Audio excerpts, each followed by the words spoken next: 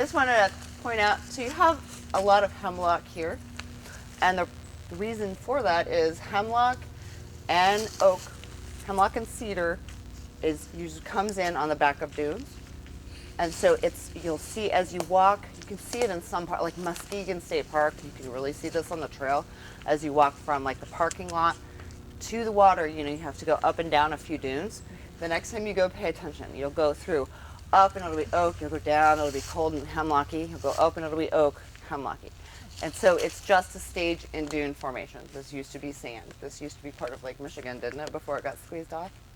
Yeah, so anyway, so we're covering dune ecology. These hemlocks, though, they self-replace. And so when you start to get a good degree of hemlocks, it provides like 100% shade. And the only thing that comes underneath are more hemlocks. And so it's a habitat and a species of concern right now because of hemlock woody adelgid, which is one of the pest species on hemlock. I came last year in June to try to see if I found any evidence of it because that's the only time you can really spot it. There's like spittle on the back of the branchlets, but I saw no sign of it here. But it is in the state park.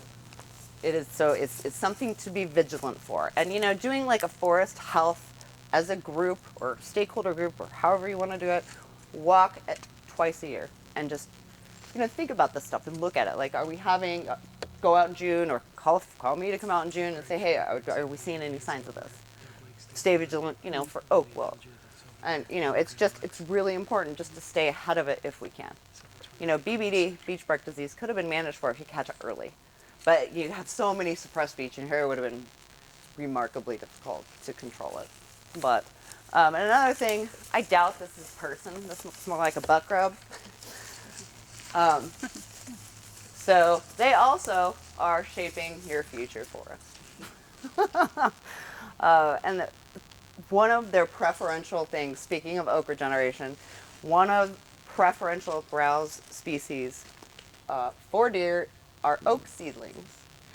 And so if you're wanting to regenerate oak, and we manage to get some oak coming in, they're going to get hit harder than any other tree species in terms of browse. And they're deer are really damaging. In timber sales, when I do a timber sale for people, I advise them to leave the tops where they lay in this situation, because those tops, when they fall, protect the seedlings that are going to come up underneath from deer. And also, small critters like little piles of wood too. But just kind of think about it. You can't really do much except hunt more. So. Do you know what kind of mushrooms these are? Yeah, I was going to say, I know nothing about mushrooms, and you have like so many species of mushrooms here. Yeah. It's been a good use for them. When we get the trees taken out that have the beech bark disease, do we need to have them removed from the forest altogether, or can they just lay in place? And they can just lay in place. Beech decay really quickly. Are you? Is this really a beech? Whatever this is, it's been browsed. It's like you can see it's just been browsed by deer. It was a stump. Like a beach. It's a beech. It's been browsed over and over and over and over. So you can just see kind of it's just knocking these little trees. Here's a baby cherry, and I don't see hardly any cherry in your overstory. A fun thing about cherry, all black cherry, it's bad. It's identifiable by smell. the almond? Yeah. Have you guys? Everybody smelled that bitter almond in the twig? Just pass it around. Smell the twig where I scratched it. Yeah, so they smell really interesting with like a bitter almond smell. Is there any way for us to get rid of all these little stumps where they were cut for this golf course without damaging the surrounding area or bringing in disease? Or what would you recommend? Because these little things are just everywhere. Yeah. Maybe mulch. I don't know. I would. So for something like this, I would take like work intensive, but for every one that you can get a hold of, come in with, you wouldn't want to use a chainsaw, but like a handsaw and cut and try to get it. Yeah, that's going to be the only way. They eventually will decay, but yeah. It has to be like This is a root. because of the. You cut it here and then there. Yeah, you could also apply, mulch true trails if you want, although I don't know. That one you could try to come in and cut a little lower. There's a lot of different approaches you could take, but yeah, I would first try to cut them in the winter when they're, and then just see what you can do. Because yeah, I wound up in my face a few times from the 6-inch ones.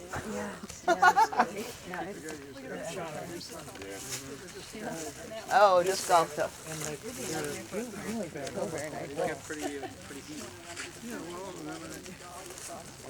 How many are there on the 1, 2, 3, 4, 5, 6, 7, 8, 9, 10. This has like 20 hits from disc golf. And look at, I as forester don't see many of the other oaks around that don't have that happening, have this much dieback at the bottom. See how the branches are all dying? Were they? Do you know? That's what I'm wondering. If what?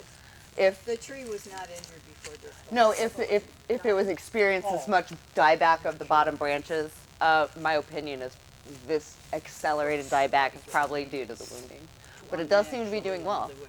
You know, trees will seal itself off. It seals off these lower branches from taking up its resources, and it tries to still shoot itself off. So this tree should recover just fine.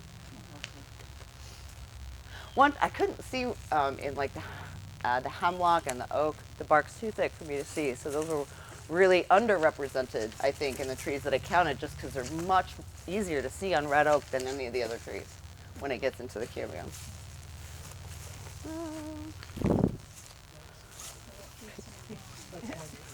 Yeah, I would not walk under this tree.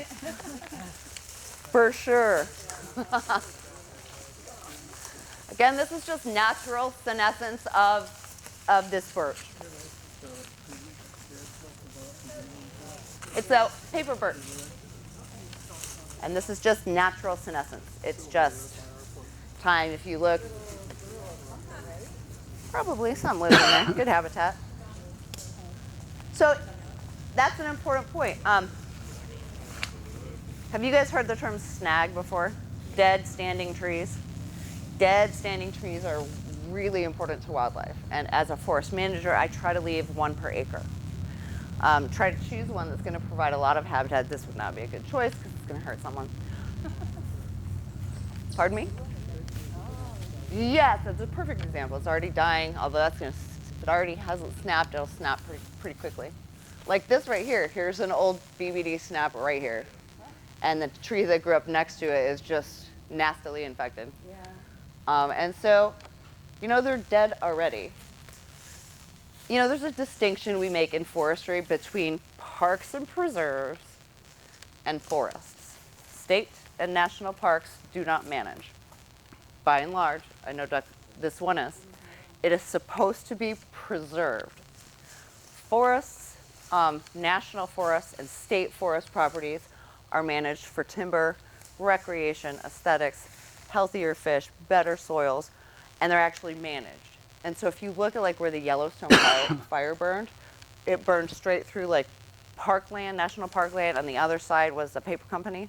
Paper company went back in and reforested, and so did the Forest Service on part of theirs. And it still looks like a burned out shell a lot in a lot of the park areas, but the other areas, not the plantations, I'm not a fan, but like where the Forest Service helped do some natural regeneration, it's decades ahead already from the management. So, The white on that bark, BBD. yes, it is. That's the yeah, if you want it, it doesn't hurt you. It's just like fuzzies. So, let's hop up. Instead of what's occurring falling up with state conservation, they did a clearing between Weber and Orchard. They cleared a bunch of trees off the house. They were harvesting the trees. Okay. They had some company came and get them out. I know that they had to do some oak wilt management there. So they went in places, and I would love a tour. I'm going to have to ask for a tour because I couldn't see them from the road except potentially one, where it was a bunch of dead oak. But they are going in and they're doing control. So what they have to do is where they have oak wilt, even if it's a single tree, you still go out to where the roots end, cut the tree down because it's going to die. Or you could leave it for a snag if it's not going to hurt anything. But if you don't want it to spread, you have to go down 6 feet with a ditcher around and create a ditch that severs all those root connections so that that beech oak wilt can't transfer through the root system to the other oaks. So I know that they've been doing that. So Sean, where was that they did that at? Duck Lake State Park. He's been doing some oak wilt management. There's some over there. I think so. What's the next state park down? There's Muskegon Park. Hofmeister. That's where it is. Okay, so Hofmeister's where they've been doing that work. It's just out here on Duck Lake. I mean, logging trucks, or a bunch of logging there. They actually log. Pardon? Is that the conservation district property? Okay, is that the conservation district property? Is that what, so they're logging out some pines and that in there? They're logging Wow. trees. Oh. It didn't look like pines. It Do looked you like know oak. why? Does anyone? No. I don't know if it's management, they just are harvesting for the property or just, I don't know why. Probably speaking conservation. I know Bumstead's got a bill of no logging, April 15th and July. Mm-hmm. It needs to be done. It does. It does. And, you know, we extend, in certain cases, I extend that to October 1. In certain cases. I have a client right now where it's, I feel so bad for him. He's got 70 acres and it's beautiful. And he has oak wilt hot spots all over the place. And gypsy moth really bad. And so I have to do something in this case that I hate to do, which is I'm calling it a diameter limit cut. Basically, every black oak, it's so scattered around in this woods. I want every black oak that a timber buyer will cut, I want them to cut it. Because they're all going to get it, and so and they're healthy white oak everywhere. And so basically, I'm going to try to wipe out the black oak there, but I'm going to leave any that are superior. I'll show you some superior beech up here, superior trees that I think might be able to resist it, any red oak or any other kind of oak. But you know, sometimes it just has to be drastic, and I'm really mad. I didn't want to do this cut. You know, it makes me sad that I have to recommend this and actually execute it, but that is my job. So let's go look at some really, really pretty trees up here. And no